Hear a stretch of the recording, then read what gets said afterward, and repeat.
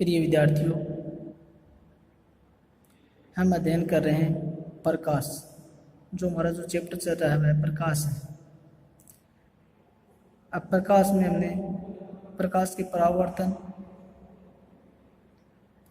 परावर्तन के नियम, उसके बाद समतल दर्पण से प्रतिबिंब किस प्रकार बनता है, फिर उत्तल और अवतल दर्पण के बारे में अध्ययन किया था।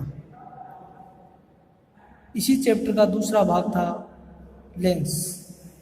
क्या था? लेंस था। लेंस क्या होता है?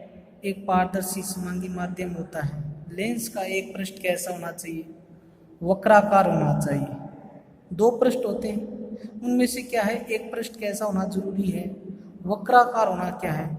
जरूरी है। उसके बाद हमने लेंस के बारे में अध्ययन किया कि लेंस दो प्रकार के होते हैं, अभिसारी लेंस और अपसारी लेंस। जो उत्तल लेंस होता है उसे अभिसारी लेंस कहते हैं। उत्तल लेंस को क्या कहते हैं?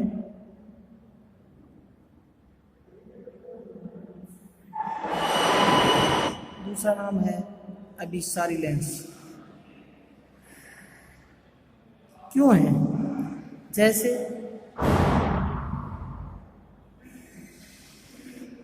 ये इसकी मुख्य अक्ष है, ये लेंस है, और मुख्य अक्ष के समांतर आने वाली प्रकाश की किरणें अपवर्तन के बाद क्या हो जाती हैं?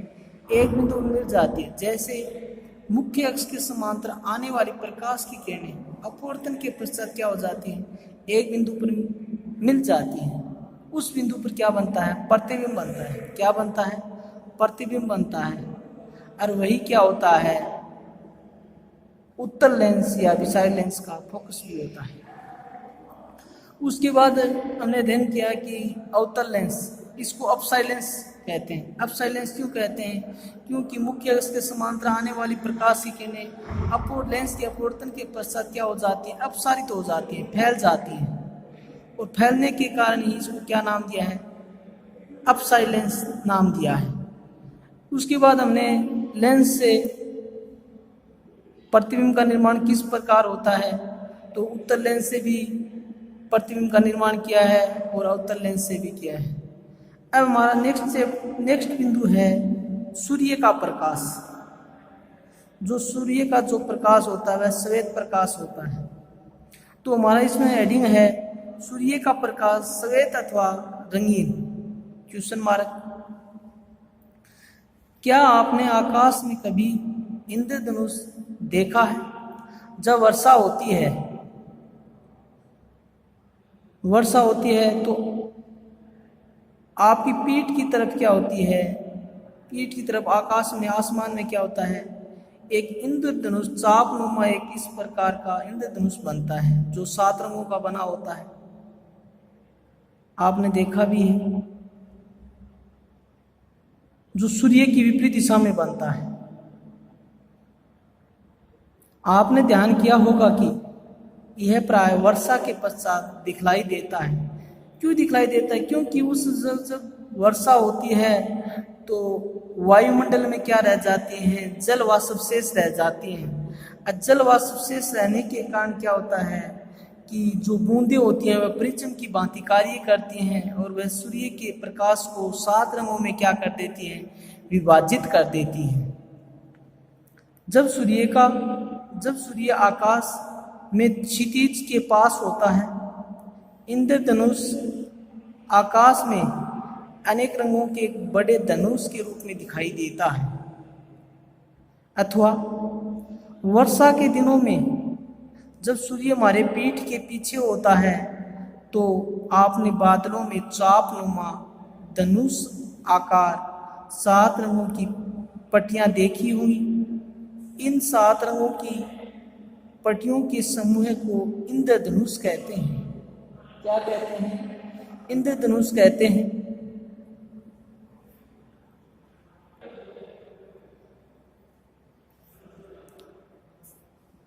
इंद्रधनुष में कितने वर्ण होते हैं? 7 वर्ण होते हैं। जैसे एक विबजोर है,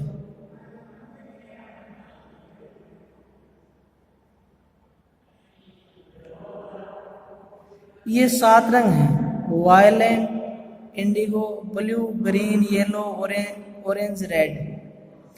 इन इंद्रधनुष में कितने वर्ण या रंग होते हैं? वर्ण का अर्थ होता है कलर या रंग। इंद्रधनुष में 7 वर्ण या रंग होते हैं: लाल है, नारंगी है, पीला है, हरा है, नीला है, जामुनी है, बैंगनी है।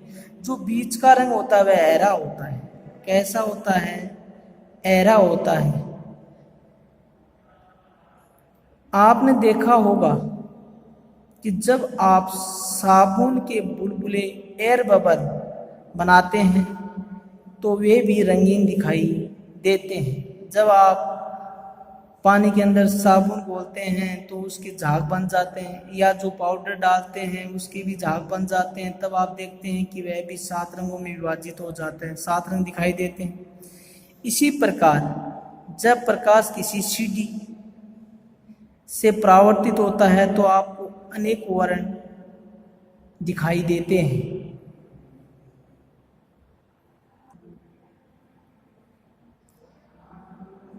इन सब अनुभवों के आधार पर हम कह सकते हैं कि सूर्य का प्रकाश विभिन्न वर्णों का मिश्रण होता है। ये 7 रंगों का क्या होता है? मिश्रण होता है। जो सूर्य का जो श्वेत प्रकाश होता है, जो सूर्य की जो किरण पुंज है, ये जैसे प्रिज्म से गुजरती है तो ये 7 रंगों में क्या हो जाती है? विभाजित हो जाती है। हम क्रियाकलाप करते हैं। कांच का एक प्रिज्म लेते हैं,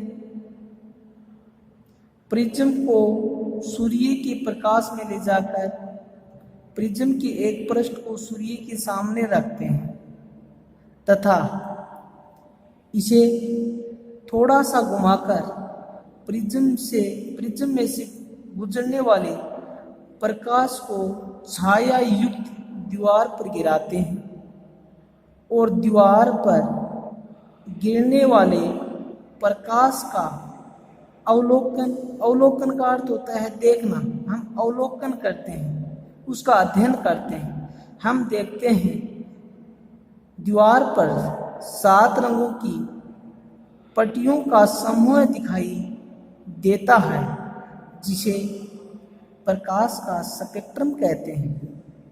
प्रश्न ऐसे आ सकता है, प्रकाश का स्पेक्ट्रम किसे कहते हैं? जब सूर्य के श्वेत प्रकाश या किरण पुंज को प्रिज्म से गुजारते हैं तो वह 7 रंगों में क्या हो जाती है? विभाजित हो जाती है। जो एक 7 रंगों की एक पट्टी, एक समूह है जिसको हम स्पेक्ट्रम कहते हैं। क्या कहते हैं? स्पेक्ट्रम कहते हैं। सूर्य का प्रकाश 7 रंगों से मिलकर बना होता है। सूर्य का जो श्वेत प्रकाश होता है ये कितने रंगों से मिलकर बना होता है? 7 रंगों से मिलकर बना होता है, जिससे यह श्वेत दिखाई देता है। जैसे यह श्वेत प्रकाश किरण पुंज है और इसको प्रिज्म के ऊपर डालते हैं तो प्रिज्म से क्या हो जाता है? इसका अपवर्तन हो जाता है, जिसकी तरंग दैर्ध्य सबसे ज्यादा होती है उसका विचलन कोण क्या होता है? सबसे कम होता है। इसी कारण जो ऊपरी ऊपर रंग होता है ये रेड होता है। इसकी तरंग दैर्ध्य वेवलेंथ सबसे ज्यादा होती है। इसी कारण जो लाल प्रकाश होता है हमें दूर से दिखाई दे देता है। जैसे आप देखते हैं जो टावर होते हैं इनके ऊपर बत्तियां होती हैं, बत्ती होती है जो लाल रंग की होती है वह हमें काफी लंबी दूरी से दिखाई देती है। काफी दूर होने पर भी हमें स्पष्ट दिखाई देती है क्योंकि उसकी तरंग दैर्ध्य क्या है? सबसे ज्यादा है। इसी प्रकार जब सूर्य उदय होता है, सूर्य अस्त होता है, तब आपको सूर्य किस रंग का नजर आता है? लाल रंग का नजर आता है, क्योंकि लाल रंग की तरंग दैर्ध्य क्या होती है? सबसे ज्यादा होती है। जबकि जो बैंगनी रंग होता है, वायलेट होता है, उसकी तरंग दैर्ध्य क्या होती है? सबसे कम होती है। तो ये जो एक पट्टी प्राप्त हुई है इसको क्या कहते हैं? स्पेक्ट्रम कहते हैं। क्या कहते हैं? स्पेक्ट्रम कहते हैं। हम अध्ययन कर रहे हैं वर्ण विक्षेपण किसे कहते हैं। जब सूर्य के प्रकाश को प्रिज्म में से गुजारते हैं तो सूर्य का प्रकाश क्या हो जाता है? अपने मूल रंगों में विभाजित हो जाता है। जब सूर्य के श्वेत प्रकाश या किरण पुंज को प्रिज्म में से गुजारते हैं तो सूर्य का प्रकाश अपने मूल रंगों में क्या हो जाता है, विभाजित हो जाता है। इसे क्या कहते हैं, वर्ण विक्षेपण कहते हैं। क्या कहते हैं, वर्ण विक्षेपण कहते हैं। वर्ण विक्षेपण, प्रिज्म में से श्वेत प्रकाश के गुजरने पर यह अपने मूल रंगों लाल, नारंगी, पीले, हरे, नीले, जामुनी व बैंगनी में क्या हो जाता है, विभाजित हो जाता है। इसे वर्ण विक्षेपण कहते हैं। क्या कहते हैं, वर्ण विक्षेपण कहते हैं। वर्षा की बूंदों में प्रकाश के अपवर्तन एवं आंतरिक परावर्तन के कारण वर्ण विक्षेपण होता है, जिससे इंद्रधनुष दिखाई देता है।